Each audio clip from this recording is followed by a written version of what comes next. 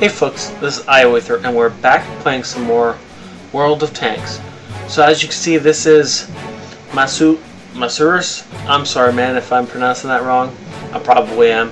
This is a tier 9 game on airfield. And this is the T-54E1. This is one of the tanks I can't wait to get my hands on. As I will adore. Well, you guys know I love autoloaders. Okay, so this is a, there we go, if I hit the right button, 45%er match, so Masurus is going to have to do some serious work if he wants to win this thing. Now he is in the T-54E1, which from now on I will refer to as the E1 because that's a mouthful. And so he does have the potential to dish out a whole lot of damage fairly quickly. The downside for him is that he only has 36 shots in which to win this game in. So it's going to be harder for him than for, say, an E75.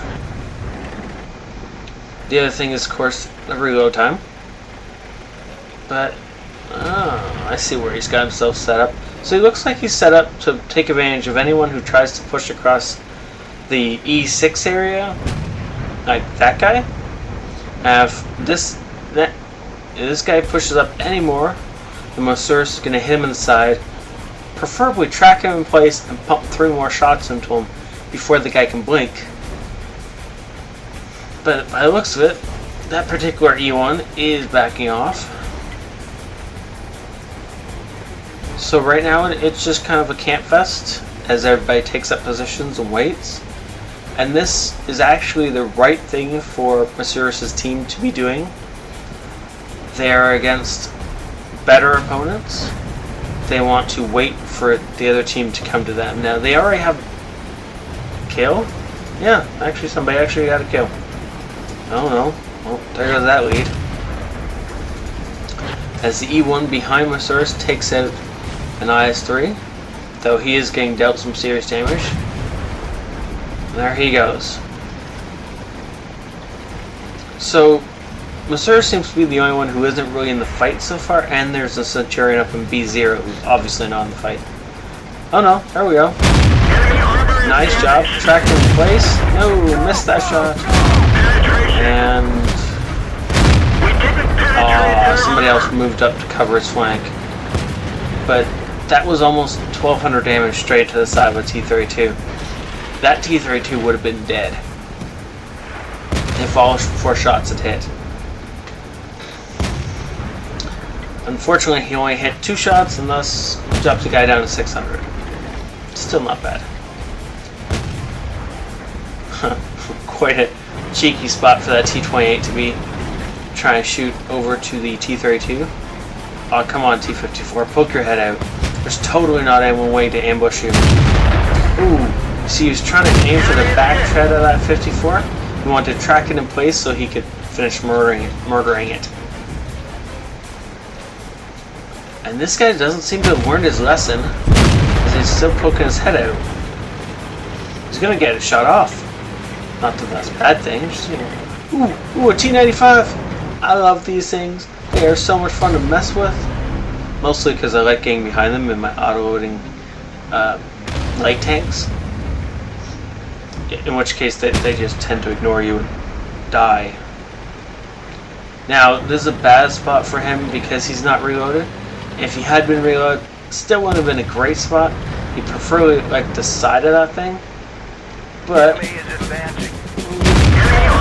probably not going to get a side shot.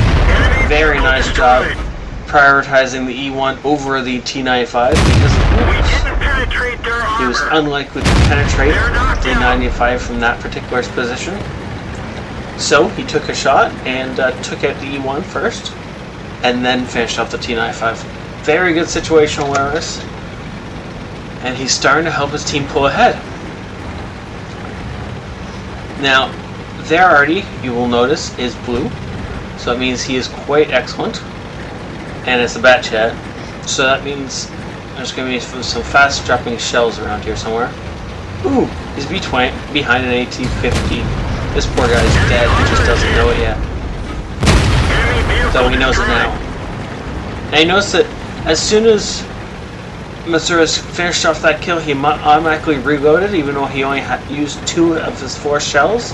That's because he knew it was going to take him at least a minute or so to get back into position to do more damage. Therefore, he might as well reload while he's traveling that distance. This is what you want to be doing anytime you're in an auto-loader. You want to be reloading anytime you have to move a great distance. If it's more than 2 minutes away, reload. I don't care how many shells you have left, reload. Unless, of course, you are surrounded or you know there's an enemy nearby or something like that, it's always better to have a full clip before you go into battle.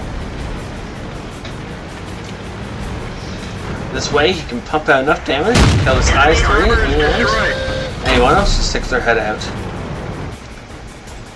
Oh. But if he connects with these 2 shots, never mind. If he connected with two of those 3 shots and they penetrated, he still could have killed that 54. So that's why he wanted a full clip. Now, sadly, he missed one and he bounced one. It happens, you know. It's okay. Now, I no longer believe this spot to be optimal, but there's not much he can do about it. Ooh.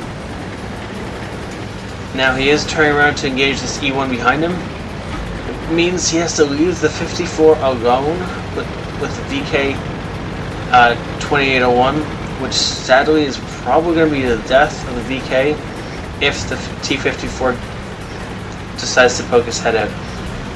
The upside for the VK is the T-54 doesn't know that he was the only one there. So he ran away.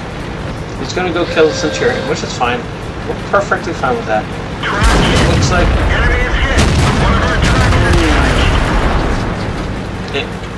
I don't know if that other E1 was reloading or he just caught him at a bad time and he couldn't get his turret round.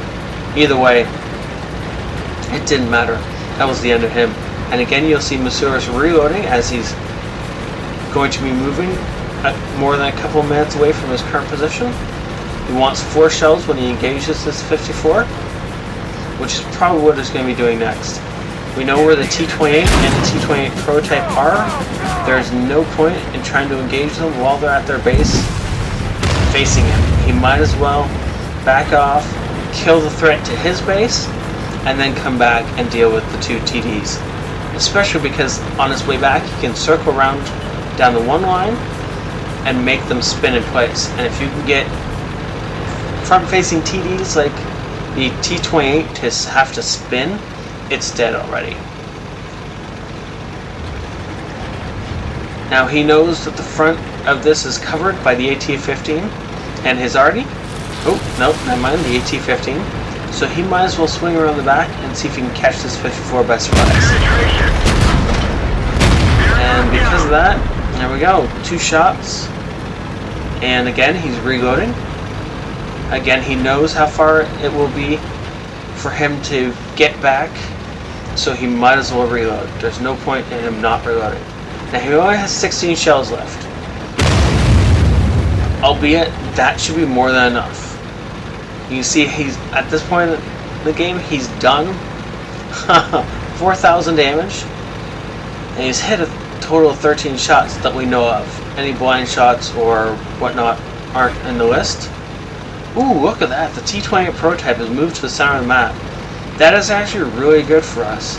That means that the T-28 is left all alone at the base, and if Masurus can come up and surprise this guy from the side, he can murder him, and then he can go kill the T-28 absolutely at his leisure.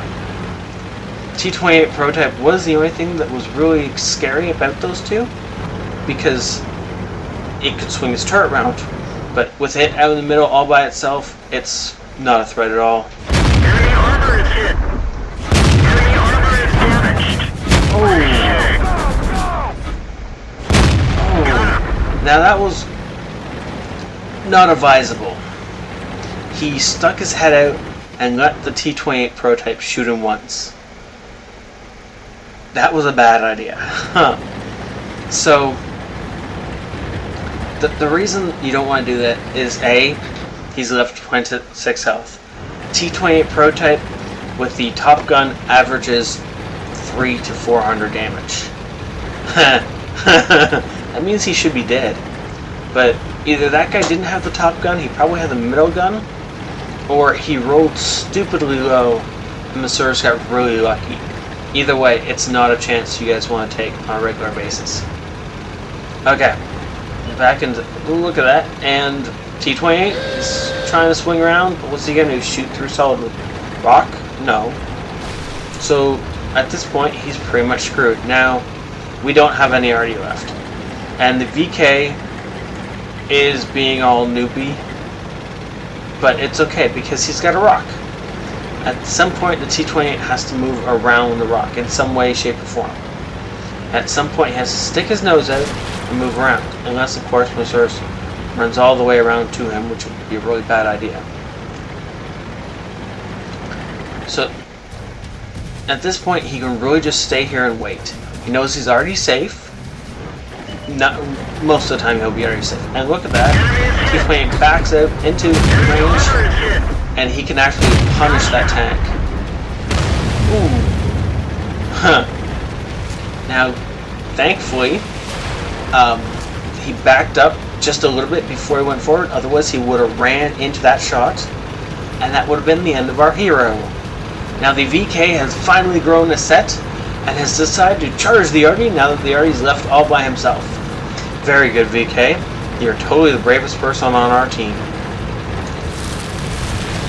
Oh, wow, for a second. Yeah. I'm sorry. I got that wrong. I thought the VK had just killed the Bad Chat. Nope. In fact, the Bad Chat just killed the VK. I don't understand how the VK let that happen, as he should have murdered that Bad Chat, but, you know, it happens, right? How else do you get it? Radley-Walters, right? Now, the Bad Chat looks like it was trying to drown itself, but I doubt it was. Nope. In fact, he was just trying to get himself in position to win this game. Unfortunately for him, Masurus was better. Good game. Almost 2,300 experience with premium, and of course, the Top Gun and Radley-Walters medals. That was quite an amazing battle. Thank you so much for saying that in, Masurus. I'm sorry if I'm butchering your name. I probably am. So, base experience-wise, he got 15-15. That is almost double what the next leading guy on his team did. 6,448 damage to be exact. 8 kills, obviously. Now, no one else in the game even came close. If you add up the next 4 guys on his team, you start to come close to the damage he dealt by himself. That's insane. T-54E1 can do in the hands of somebody who really knows how to use it. 29 shots fired, 24 of those found the target, and 20 of those went in. That means of his original 36 shots, he fired all but 7. Imagine what he would have done if he had managed to land all 29 shots. Now that would have been insane. Potential damage received is over 2,000. Considering his health, that was pretty sweet. Of course, he ended up with 26, so falling off an anthill could have killed him. Not much flying damage, just under 500, but the real highlights of the game is not only how far he moved, almost 4 kilometers, the damage he did. He fired almost every round in his barrel. He made base almost 80k. He walked away with 23, and that's purely because of the ammo he had to restock. So this is not a gun you want to fire lightly. This is not a tank that is cheap to run, but this guy definitely made a profit of this game, and it was so much fun to watch. Thank you so much for sending this in. Thank you guys so much for watching and hitting that like or subscribe button. I will see you guys next time. This is IOE Threat.